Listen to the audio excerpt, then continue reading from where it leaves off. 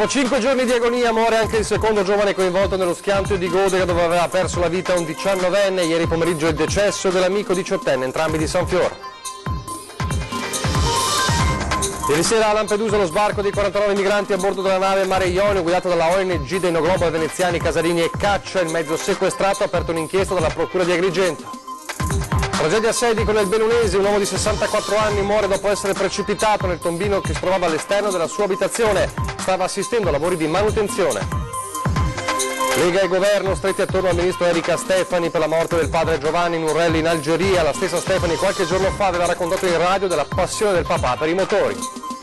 Il combattente fiorentino ucciso in Siria dall'ISIS, Lorenzo, si prendeva cura degli altri ed è morto per i suoi ideali. Lo ricorda così l'amico padovano Claudio Locatelli, che ha condiviso con lui la scelta di combattere contro l'ISIS.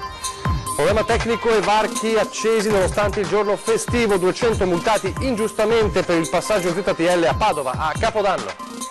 Un insegnante d'eccezione in una scuola elementare di Bassano del Grappa, bimbe a lezione dal fumettista e vignettista Francesco Tullio Altani, il papà della Pimpa. Telespettatori di Antenna 3, buongiorno e bentrovati. La prima edizione dei nostri telegiornali per parlare in primo piano di cronaca e di un bilancio già gravissimo che si aggrava ulteriormente, diventa ancora più tragico. Parliamo di tragedie sulla strada, parliamo della tragedia di Godega di Sant'Urbano, dove 5 giorni fa aveva perso la vita un 19enne di San Fior. L'amico gravissimo che era con lui ha resistito per 5 giorni, poi ieri pomeriggio non ce l'ha fatta. Michele Zanette non ce l'ha fatta. Il 18enne di San Fior, rimasto coinvolto giovedì notte nel terribile schianto di Godega, si è spento all'ospedale di Trieste. Fatali le lesioni riportate nell'incidente, costato la vita all'amico Tommy Saccon, 19 anni. A nulla sono valsi i tentativi dei medici nelle preghiere dell'intera comunità riunita attorno alle famiglie dei due giovani. La speranza che almeno Michele, amico fin dall'infanzia di Tommy, potesse almeno lui farcela si è rivelata vana. In un ultimo grande gesto di solidarietà i genitori hanno deciso di donare gli organi. La data dei funerali non è ancora stata fissata. Intanto continuano le indagini dei carabinieri per chiarire la dinamica dell'incidente, anche alla luce delle dichiarazioni del terzo amico che era a bordo dell'auto uscita di strada in via Cordignano. Il giovane, seduto sul sedile posteriore, unico superstite del terribile schianto, ha raccontato di aver visto un'auto invadere la corsia sulla quale viaggiavano i ragazzi, provocando l'improvvisa sterzata e quindi la fuoriuscita fatale. La presenza dunque di un'auto pirata, circostanza alla quale i carabinieri stanno cercando di dare un riscontro.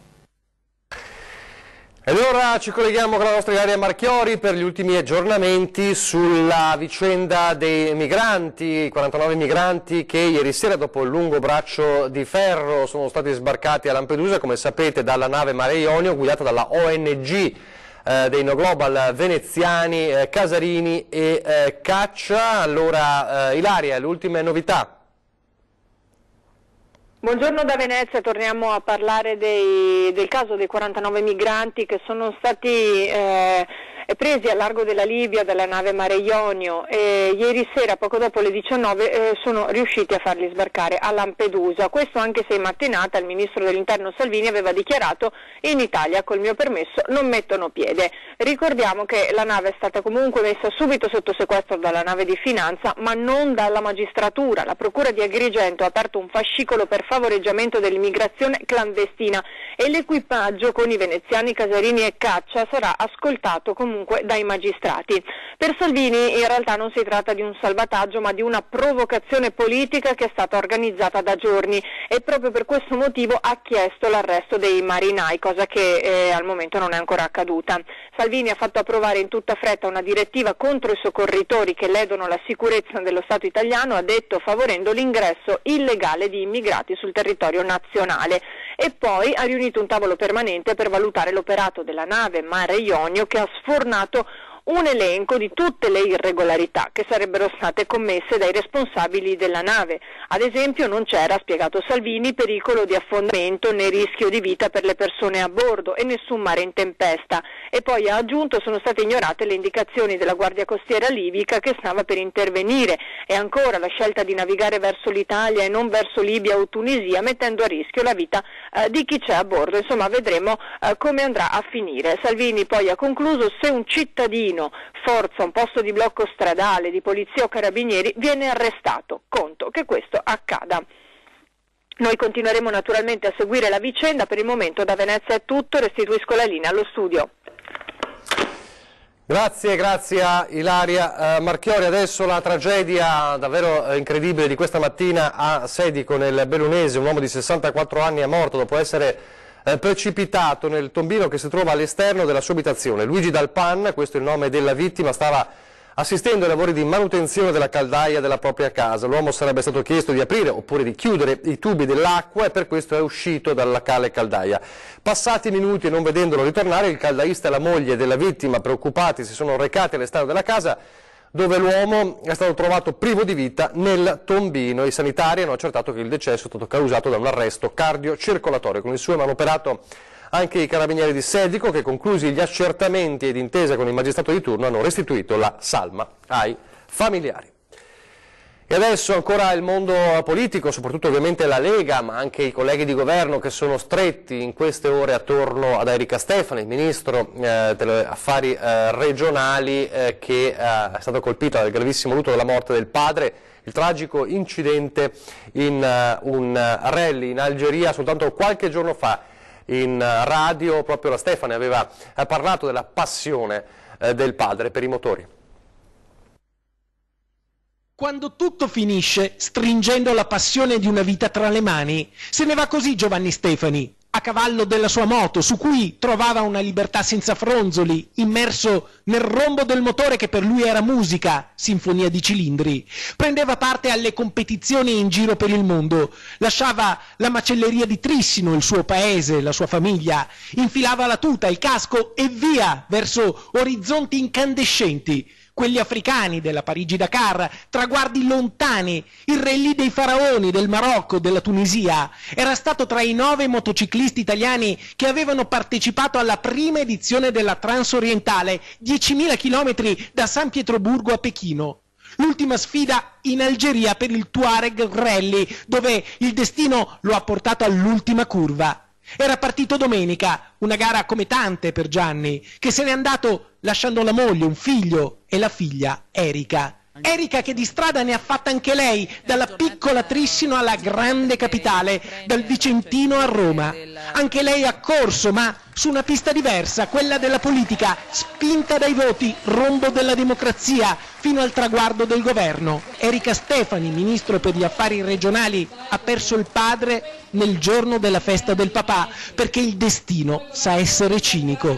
Di Gianni, a cui era molto legata, le resterà tanto, le resterà tutto. I ricordi, le parole, i momenti e poi quella passione che ha anche lei sulla pelle. La moto, un brivido che nella trasmissione di Radio 1, Un giorno da pecora, pochi giorni fa raccontava con queste parole. La moto è proprio veramente una passione enorme, non lo immaginavo. Suo padre ha fatto la Parigi-Dakar? Mio padre ha fatto il Parigi-Dakar più di una volta. Quanti le ha fatte? Non saprei neanche, non so se ha fatto 5 o 6 Parigi-Dakar. E a lei piacerebbe fare la Parigi-Dakar?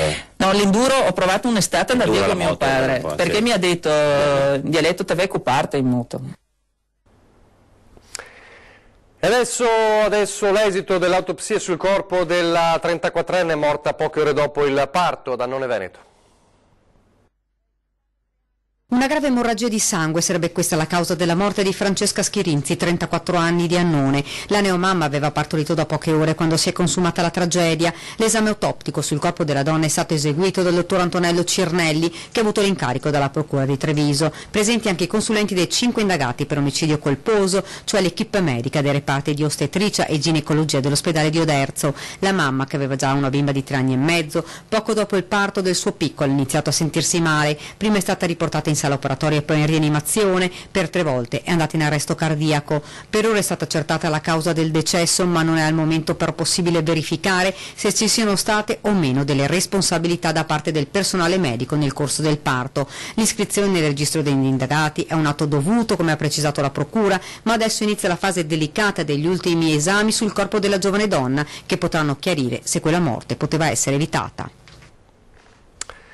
Ed ora la morte invece del combattente fiorentino Lorenzo Orsetti, che è stato ucciso, come sapete, dall'ISIS in Siria, un combattente che combatteva a fianco dei curdi. Noi abbiamo raccolto la testimonianza di chi lo conosceva bene, Claudio Locatelli, il padovano, che ha condiviso con Lorenzo la scelta di combattere in armi contro il terrorismo islamico. Sentite. Beh, la consapevolezza che quella è una parte del mondo, lui si sentiva ed è, come io e tanti altri, un cittadino del mondo. Quando il mondo è casa tua te ne prendi cura, e credo che questo sia uno dei più grandi insegnamenti di ciò che Lorenzo ci ha lasciato. Ha combattuto lì dove serviva e desidera rimanere lì anche dopo la sua morte. Claudio ricorda così l'amico Lorenzo Orsetti, il lottatore, questo suo nome di battaglia, morto a 32 anni per mano dei tagliagola dell'ISIS durante un'imboscata nelle fasi decisive della battaglia di Baguzzo, l'ultima roccaforte del califfato. Claudio Locatelli, giornalista combattente, spiega perché molti giovani come lui hanno scelto la prima linea, impugnando per la prima volta un'arma contro gli oppressori dello Stato islamico, contro chi, dice, vuole solo seminare odio e paura. I foreign fighter di ISIS hanno una mentalità molto diversa fra loro, ma hanno un elemento in comune, quello di oppressione, quello di voler attuare una supremazia, e questa mentalità non è solo in ISIS. La mentalità di ISIS si trova anche nel terrorista Traini, a Macerata, la troviamo nell'attentato della Nuova Zelanda. Noi abbiamo fatto l'esatto contrario, noi siamo andati a difendere i civili contro chi ci sparava addosso e contro chi voleva opprimere il mondo intero. Parla con un peso enorme sul cuore la perdita di un amico, Lorenzo, che come lui ha scelto di lasciare l'Italia per un paese straniero perché si sentiva un cittadino del mondo. Claudio ora è tornato a vivere a Padova, città che lo ha adottato ai tempi dell'università e che lo vede tuttora impegnato in un'opera di divulgazione di quanto sta accadendo in Siria. Non esclude però di tornare lì, in quelle terre martoriate dalla guerra. Io la mia parte su campo l'ho fatta, vorrei tornare da civile in quei luoghi per continuare, la battaglia continua qui, senza il Kalashnikov, divulgando, sensibilizzando, non fermandosi, spiegando realmente quello che succede. Se però dovesse essere necessario, qualora veramente tutto ciò per cui ho lottato venisse distrutto, penso che ci penserei se veramente restare qui in Italia o continuare a combattere. Ancora dal Padovano parliamo di un incendio che ha quasi distrutto all'interno di un'azienda dove era scaturito questo incendio da un macchinario per i cosmetici. Sono stati proprio i dipendenti e i pompieri a salvare l'azienda dai danni maggiori. Brucia la macchina che produce il sapone, i dipendenti si sono accorti subito e hanno attivato le procedure di sicurezza, evitando così che qualcuno si potesse ferire. L'arrivo dei pompieri poi ha scongiurato danni molto più gravi. Nel primo pomeriggio di martedì i vigili del fuoco sono intervenuti in via Palua a San Martino di Lupari, nell'Alta Padovana, per l'incendio di un macchinario per la lavorazione dei prodotti cosmetici. La squadra di sicurezza interna dell'azienda, per aver già spento l'incendio, aveva fatto evacuare il personale. Le cause del rogo sono al vaglio dei vigili del fuoco e dei tecnici aziendali. Le operazioni di soccorso sono terminate dopo circa 2 ore, nessuno è rimasto ferito. E adesso centinaia di multe arrivate ad altrettanti automobilisti per l'accesso in ZTL, soltanto che erano multe sbagliate. Siamo ancora a Padova. Anche l'occhio delle telecamere della ZTL può sbagliare, è accaduto a Padova il 1° gennaio, nonostante fosse un giorno festivo e quindi le strade del centro fossero accessibili a tutti i veicoli fino alle 14, oltre 200 automobilisti senza permesso si sono visti recapitare le multe. Le sanzioni riguardano i veicoli transitati sotto i varchi in Via del Santo, Ponte San Gregorio Barbarigo, Via Vescovado e Riviera Mussato. 74,90 € di contravvenzione dovuti ad un guasto tecnico del sistema di videosorveglianza, che ha quindi fotografato i mezzi anche prima delle 14, orario in cui è previsto lo stop delle auto nei giorni festivi. Un disguido che la polizia locale non aveva rilevato e di cui si è accorta solo quando sono arrivati i primi ricorsi al comando. Nei prossimi giorni i multati per sbaglio che hanno inviato una mail riceveranno una lettera di archiviazione dei verbali notificati. E sempre nella città del Santo sembra in qualche modo risolto il giallo della moria dei pesci nel laghetto del parco Iris. Giallo quasi risolto. Potrebbe essere stato un virus a causare la moria di pesci nel laghetto del parco Iris. In attesa che siano completati gli accertamenti compiuti dall'ARPAV e dal servizio veterinario dell'ULSS 6, il comune dà ai cittadini la buona notizia che le morti si sono fermate. I pesci presenti possono sguazzare tranquilli e felici. In tanti si erano preoccupati per la loro salute e l'acqua adesso risulta ad hoc. A contribuire ai risultati ottenuti anche il cambiamento del clima e l'abbassamento delle temperature, spiega l'assessore all'ambiente Chiara Gallani, che aggiunge: i pesci morti analizzati presentano parassiti esterni e interni e risultano colpiti da un fungo. Ulteriori approfondimenti sono in corso da parte del servizio veterinario, ma sembra che la moria sia dovuta ad un virus. Stanno procedendo comunque tutti i controlli per arrivare a capire con esattezza le cause del fenomeno. Particolare attenzione sarà posta d'ora in poi anche alla sovrappopolazione, che può diventare un problema in un ecosistema delicato come quello di un laghetto cittadino. E adesso torniamo a parlare invece di sicurezza delle strade. In questo caso torniamo a parlare della sicurezza sulla statale Valsugana, una delle più disastrate del Veneto. Basta un breve viaggio in compagnia di un nostro telespettatore per comprendere la lista infinita di problemi, soprattutto del fondo stradale. Sentiamo.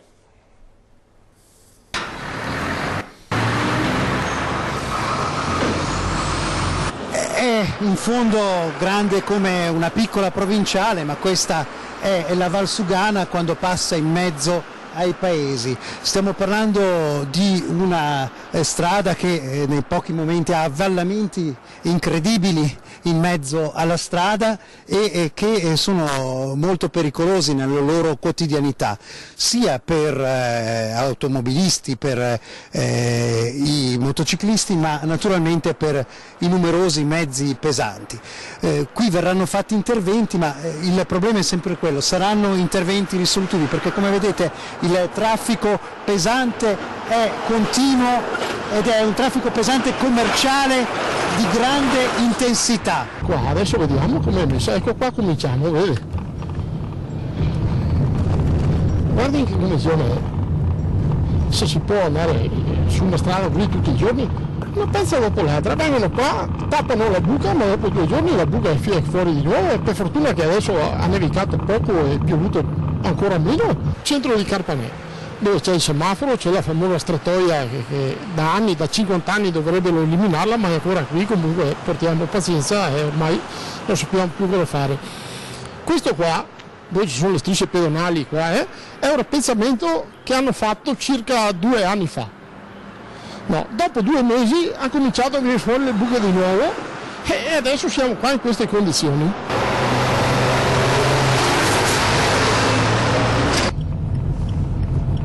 Ecco qua, quindi addirittura la seconda trave che passa sulla Valsugana.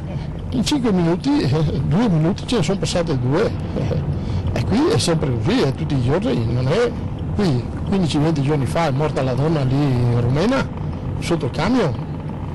Come vedete non è esattamente una passeggiata di salute e non è facile gestire i bisonti della strada. La gente chiede molto spesso aiuto, lo fa in che modo? Praticamente impostando le moderne lettere per poter appunto avere delle risposte ai politici, ma molto spesso le lettere non possono essere impostate perché c'è una specie di muro di comunicazione tra cittadino e politico. Adesso pochi istanti di pubblicità, torniamo subito.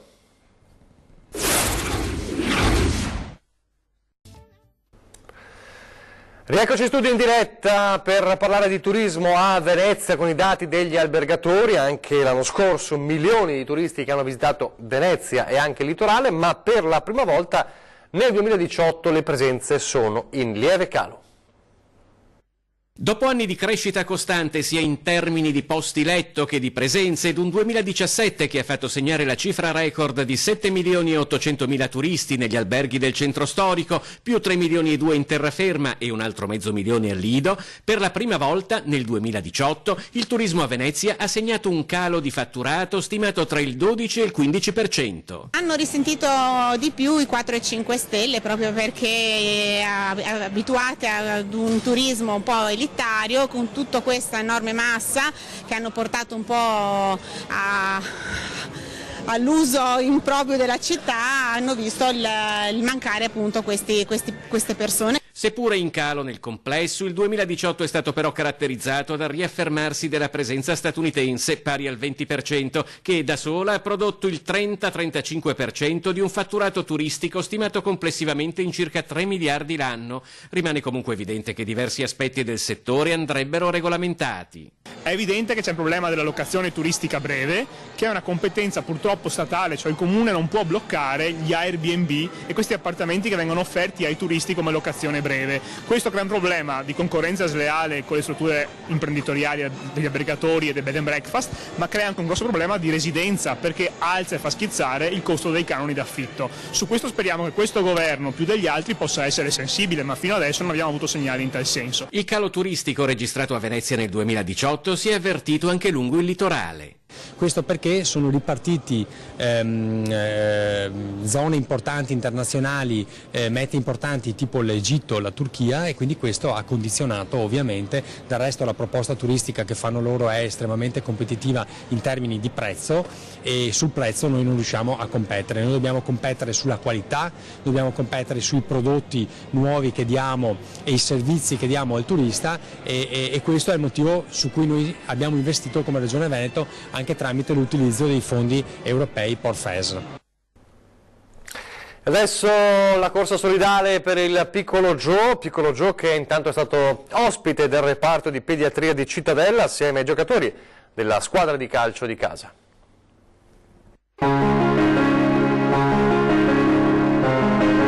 Più di 260.000 euro raccolti, 4 tonnellate di biscotti venduti, il corrispettivo di 15.000 pacchetti. Sono gli ultimi numeri che ci ha fornito Erika Molinarolo, la mamma del Piccolo Joe, in merito alla corsa di solidarietà per raggiungere quei 400.000 euro, indispensabili perché il bimbo venga sottoposto a un intervento in Florida. Giovanni è stato ospite d'eccezione alla visita che i giocatori del Cittadella Calcio hanno fatto alla pediatria dell'ospedale di Cittadella. È stato un momento di forte impatto emotivo, gli atleti sono letteralmente stati conquistati dalla dolcezza del nostro cucciolo di guerriero, cui hanno donato una maglietta della loro squadra.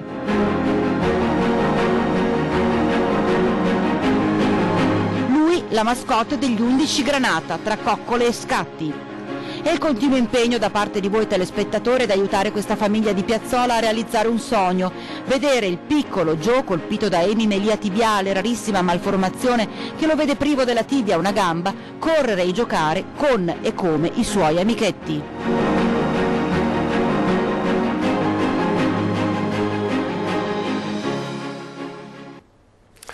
E a Bassano ieri mattina una lezione speciale per la scuola elementare Rondò Brenta. A lezione è arrivato un maestro speciale.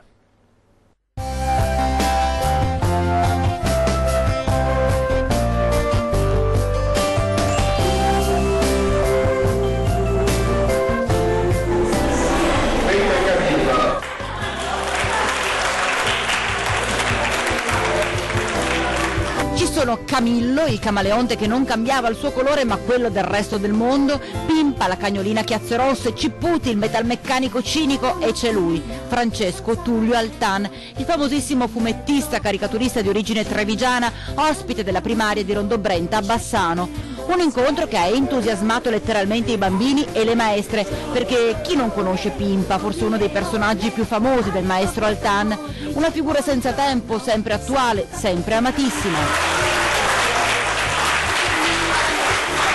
Io ho trovato in tutti questi anni che i bambini piccoli che sono i lettori della Pimpa non sono cambiati poi tantissimo. C'è sempre questo fascino del disegno, del fumetto, del colore. Ma io non so se c'è un segreto, sono cose che si sono sempre fatte dall'inizio dell'umanità e quindi qualcosina resta ancora di quello. Lei ha fatto anche un po' di satira, oggi che personaggio si sentirebbe di riprendere? No, oggi abbiamo dei personaggi che tentano di fare tutto da soli, è diventato difficile. Oggi avete conosciuto la persona che disegna la Pimpa, ma che disegna anche tanti altri personaggi. Che emozione avete provato? Felicità e curiosità, emozioni e scoperte. È bravo e molto gentile, un grande amico. ragazzini galvanizzati da questo artista che si è unito a loro e con la saggezza della maturità ha saputo ancora una volta ritornare lui stesso bambino. Ma a voi piacerebbe fare il lavoro che fa questo signore? Sì!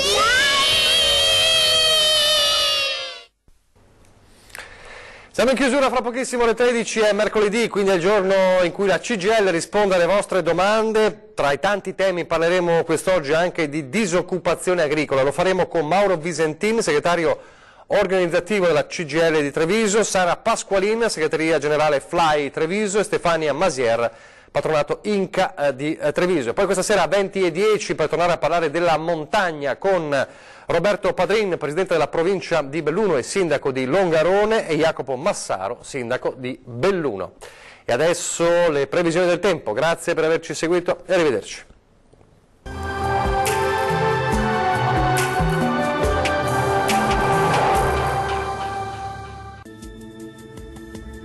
Ben ritrovati al meteo. Sulle nostre regioni tornano a prevalere delle caratteristiche prettamente primaverili. Sarà infatti una giornata all'insegna del sole, ma vediamo il dettaglio. Sul Veneto sarà soleggiato ovunque, vedete il cielo sarà sereno e sgombro da nubi su tutti i settori. Temperature minime comprese tra -4 e 7 gradi, massime invece oscillanti tra 13 e 14 gradi circa. Poche novità sul Friuli Venezia Giulia, la nostra grafica ci mostra che sarà soleggiato ovunque, il cielo si presenterà sereno e limpido su tutte le province. Temperature minime comprese tra 2 e 7 gradi, massime stazionarie tra 13 e 14 gradi circa. Raggiungiamo infine il Trentino Alto Adige. Condizioni di bel tempo con ampio soleggiamento ovunque, salvo per qualche foschia o nebbia sulle vallate settentrionali, spesso persistente per tutta la giornata. Temperature minime intorno ai -4 gradi, massime comprese invece tra 15 e 16 gradi. Dal meteo per ora è tutto, vi do appuntamento al prossimo aggiornamento. Arrivederci.